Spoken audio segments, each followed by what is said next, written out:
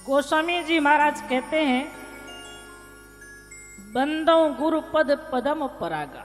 ध्यान रखिएगा, उन्होंने जब मानस की शुरुआत की चौपाइयों के माध्यम से, तो गुरुदेव जी के चरणों की वंदना करते हैं। गलत मार्ग से करके ज्ञान होने का मार्ग बताए वही हमारा पिता है। इच्छा लेते हैं मंत्र जो हमें परमात्मा से मिला। याद आ रही है, संत बेटी थी, उसका नाम सुंदर सुंदर फूलों को देखती है। धन्य है फूल बड़े विचित्र है, जमीन पर गिर गए खिला। आज खिले कल झुक चले, परसों मिल गए धूल। और देख दशा यह फूल की, फिर क्यों फूलत फूल। आज खिले कल झुक गए, परसों धूल में मिल गए। ये दशा फूल की देख करके फिर भी फूल रहे हैं, बंद नहीं हो रहे हैं।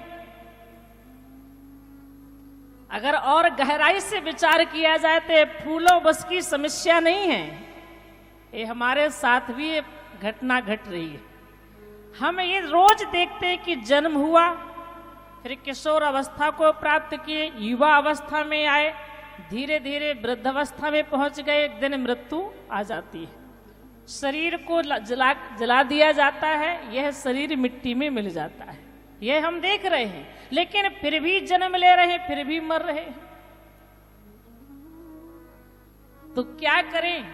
तो बोले यही तो सत्संग हमें बताता है कि ऐसा कर्म करो कि ये जन्म ना लेना पड़े, मृत्यु को धारण ना करना पड़े। क्योंकि जन्मत मरत दुसह दुख होई, जन्म के समय और मृत्यु के समय बहुत कष्ट होता है।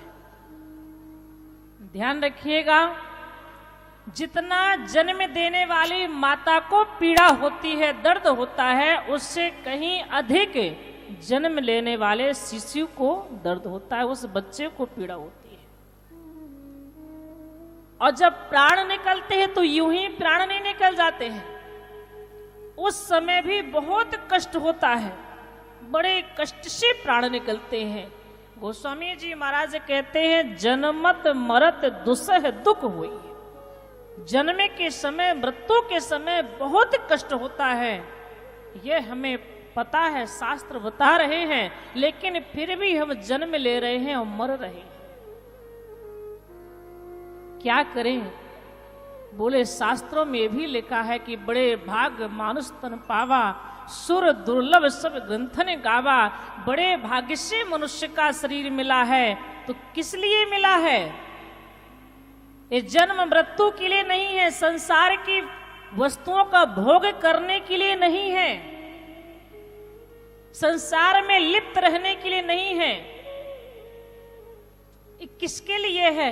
गोस्वामी जी महाराज कहते, साधन धाम मोक्ष कर द्वारा, पाए न जहि परलोक संवारा। इस साधन का धाम है, मोक्ष का दरवाजा है। 84 लाख योनि जो हैं उनमें सर्वश्रेष्ठ मानव की योनि है। इसे पाकर के अगर हमने मोक्ष को प्राप्त नहीं किया तो हमारे मानव जीवन को धिक्कार है। ये मानव तन हमें इसलिए नहीं मिला है कि हम संसार में लिप्त रहें, परिवार में लिप्त रहें। ये मिला है भगवान का भजन करने के लिए, साधना करने के लिए, सत्कर्म करने के लिए, और लास्ट में अंत में मोक्ष को प्राप्त करने के लिए मानव शरीर परमात्मा ने दिया है।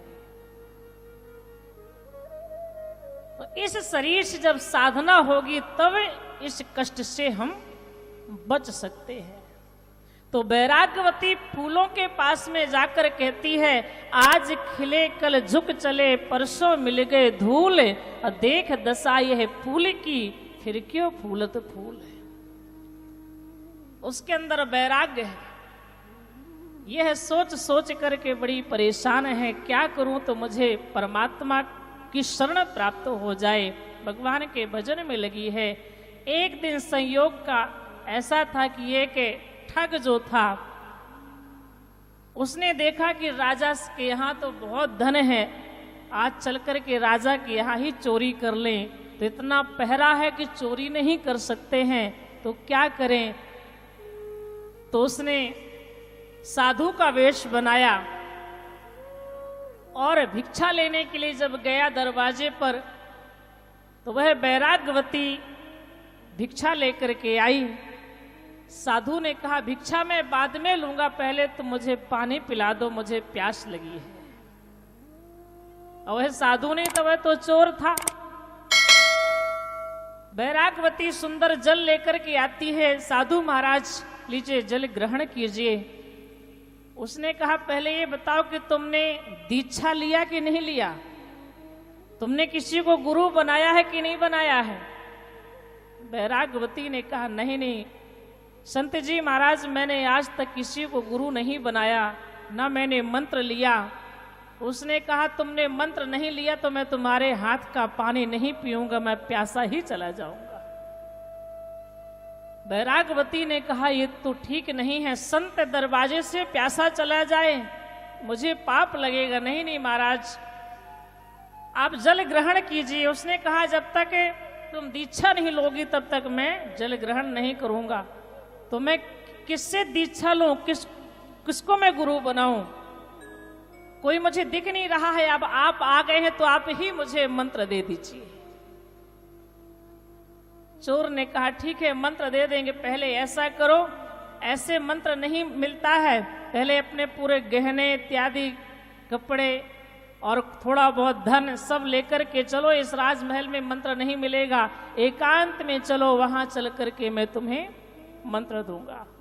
बैराग्यवती तो राजा की कन्या है, इतना सारा तो आभूषण पहने हुए है, कुछ ले ली है कपड़े में बांध करके और साधु महात्मा के पीछे पीछे जंगल में चली गई। वह तो ठग था, चोर था। एक पेड़ में उसने उस कन्या को बांध दिया और जितना उसके पास में आभूषण है, धन है, वो सब लेकर के भाग गया और कहता है अभी तुम यहीं पर ऐसे रहो, मैं थोड़ी देर से आता हूं तब मंत्र दूंगा। अब वो क्यों लौट करके आएगा, वो तो चोर था, उसे तो धन की लालच थी, उसका लोभ था, लेकर के चला गया। बैराग्यवती उस पेड़ में ही बंधी हुई है। राजा अपनी कन्या को राजमहल में ना पाकर बड़े चिंतित हुए, चारों तरफ उनकी कन्या की खोज में सब लोग लग गए, कहीं नहीं दिखाई पड़ी। जंगल की ओर गए तब एक वृक्ष में बंधी हुई वह कन्या मिली। राजा ने कहा बेटी यहां तुम कैसे आई? उसने सारी बात बताई। पिता ने कहा मैं तुम्हारा बंधन खोल दूं, तुम घर चलो, किसी ठग ने तुम्हारे साथ ऐसा किया है, सारा आभूषण इत्यादि लेने के लिए लालच में आकर के उसने तुम्हें इस पेड़ से बांधा है। बैराग्यवती ने कहा नहीं नहीं पिताजी आप मुझे मत खोलिएगा, मुझे गुरुदेव जी ने बांधा है, जब वो गुरुदेव जी आएंगे तब ही मैं बंधन खुलवाऊंगी, मुझे बंधा रहने दीजिए। राजा साहब ने बहुत समझाया लेकिन उससे बैराग्यवती ने नहीं मानी, तो वो चले गए कि बंधी रहो, पड़ी रहो, जब तुम मानती नहीं हो। काफी समय हो गया तब देवऋषि नारद जी आए, उन्होंने भी समझाया बैराग्यवती वो ठग था, चोर था, वो नहीं आएगा, तुम्हारा बंधन नहीं खोलेगा, मैं खोले देता हूं। बैराग्यवती ने कहा नहीं नहीं आप मत हाथ लगाइए, गुरुदेव जी जब आएंगे तो ही खोलेंगे, वो बोले थे कि मैं आकर के बंधन खोलूंगा।